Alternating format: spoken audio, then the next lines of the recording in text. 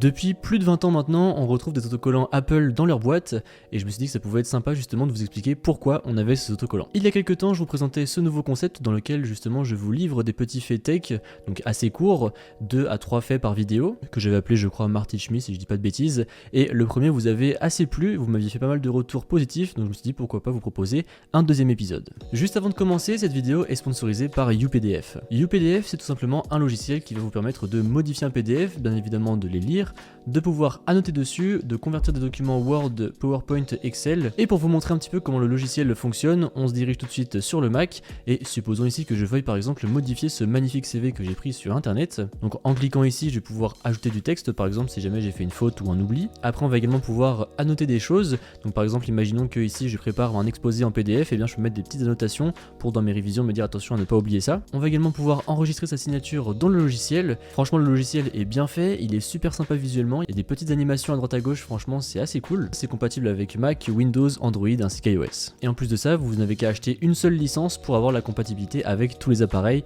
c'est plutôt pratique. Pareil, en prenant une licence, vous avez en plus de ça le droit à 10 Go dans le cloud. Et en plus de ça, si jamais vous passez par mon lien qui se trouvera dans la description, eh bien vous avez 54% de réduction, en plus vous avez également 2 cadeaux offerts. Donc franchement ça vaut le coup, encore une fois je vous laisserai aller checker tout ça dans la description, et un grand merci à UPDF d'avoir sponsorisé cette vidéo. Les origines du logo Apple. Beaucoup de théories circulent à son sujet, mais il y a bien évidemment une seule réalité. La théorie qui ressort d'ailleurs le plus fréquemment concernant le logo d'Apple est de dire que c'est une référence à Alan Turing, un grand mathématicien qui a notamment œuvré pendant la Seconde Guerre mondiale, car grâce à lui, ils ont pu déchiffrer à l'époque Enigma, le code qu'utilisaient les nazis pour communiquer entre eux. Grâce à son exploit, le débarquement a pu avoir lieu, sauf qu'au lieu d'être remercié, eh bien Alan Turing s'est vu traîner en justice, car il était homosexuel, et à l'époque c'était interdit et condamnable. Il a donc été condamné à la castration chimique, cependant, au lieu d'avoir à subir cela, il a préféré se tuer en mangeant tout simplement une pomme pleine de cyanure. L'un des premiers logos Apple étant une pomme croquée avec des couleurs arc-en-ciel, beaucoup ont fait le rapprochement entre les deux. Sauf qu'en réalité, les deux fondateurs d'Apple, Steve Jobs et Steve Wozniak,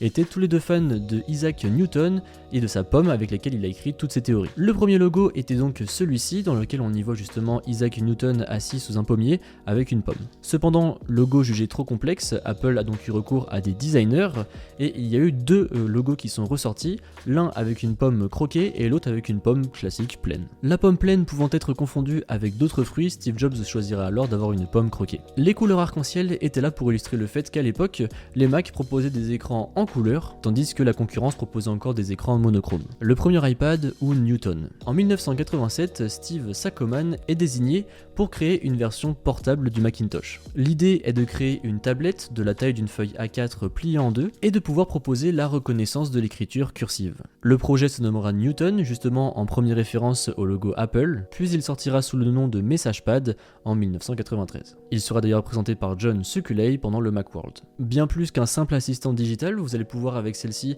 envoyer des mails, échanger des télécopies ou même encore s'en servir comme d'une calculette ou d'un agenda personnel. En plus de ça, son OS lui permet de reconnaître n'importe quelle écriture car il va analyser la forme de la lettre ainsi que le tracé. Il est épaulé d'un dictionnaire ainsi que d'une base de données régulièrement mise à jour pour pouvoir justement mieux affiner sa reconnaissance. Malheureusement, le produit ne tiendra pas très longtemps puisque en 1998, Apple décidera d'arrêter sa commercialisation. Deux facteurs sont responsables de son arrêt. Le premier, c'est que Apple perdait beaucoup d'argent et ne pouvait donc pas se concentrer sur deux OS distincts, mais aussi à cause de la concurrence, car en 1987, Palm Computing, un des concurrents directs justement du MessagePad, sort le Palm Pilot 1000 qui fonctionnera sous Windows CE, donc ça facilitera l'installation de toutes les applications de bureautique qu'on pouvait avoir sur un ordinateur Windows. Et surtout, il sera vendu beaucoup moins cher. Certains ont qualifié ce produit un peu de premier iPad, puisque c'est vrai que c'est ce qui s'en rapproche le plus, mais je pense qu'il était un petit peu trop en avance sur son temps, et de toute façon, comme on l'a vu, ce type de produit était voué à l'échec à la sortie des smartphones, puisque du coup on avait tout ce que pouvait faire ce genre de tablette directement dans le smartphone,